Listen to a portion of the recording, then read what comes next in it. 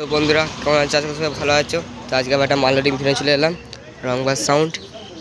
তো আজ মাল চলে যাচ্ছে গুড়াপ জল ঢালা এবং কালী পুজো উপলক্ষে। তো মাল ফুল লোডিং হয়ে গেছে।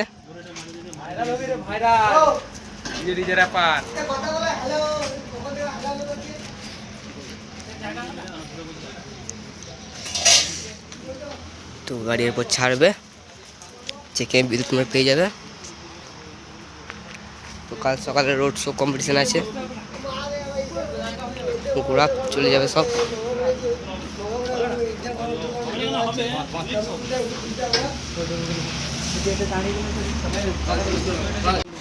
তো কি উপলক্ষে ভাড়া যাচ্ছে এটা?